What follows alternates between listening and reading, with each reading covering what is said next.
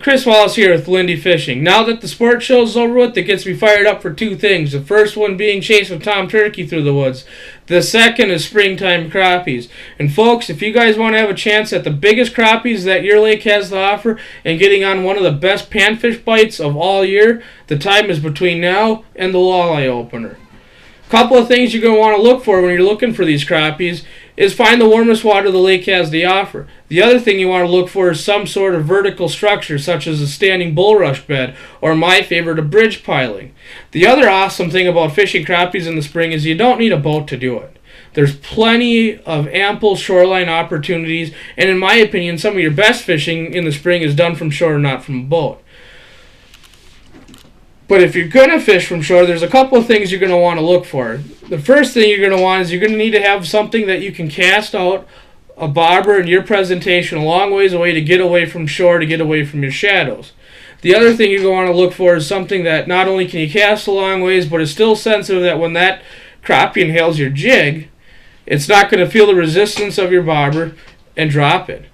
The other thing you guys will notice if you've ever done anything in spring crappie fishing is your best bite of the day and some of your best fish of the day are going to come at kind of that 0 hour when you're chasing shadows. You're casting out, you can't quite see your bobber, you're reeling it in, you're making shorter casts just so you can see your float, but you're really hindering on what you can offer as far as what you're missing for bites during the best time of day.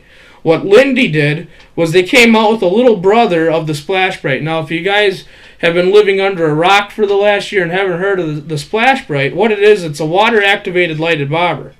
It's got a couple of little posts here that when they hit the water, it lights up, completes the circuit. This is a 1/16 ounce float. 1/16 ounce is going to be about the heaviest you're going to go for your jigs for crappies in the spring, but you put a split shot on it, you can cast this thing a mile, you can see it for 2 miles. The other neat little tip that Lindy has for fishing your crappies in the spring is don't put away your ice boxes yet with all your ice tackle. One of my best jigs is the same jig that I'm cutting off my ice fishing rods for late ice, and that's the Fatboy. What's fun about the Fatboy is that if I want to rig plastics with it, I can put a plastic on it. If I want to rip that plastic off and go to, say, a screw tail or a tube, I could also take those off and switch to a waxworm or a couple waxworms. I can gob a bunch of Euro larvae on here. I can lip hook a crappie minnow. And if I'm fishing the really big crappies, I can lip hook a fathead on here.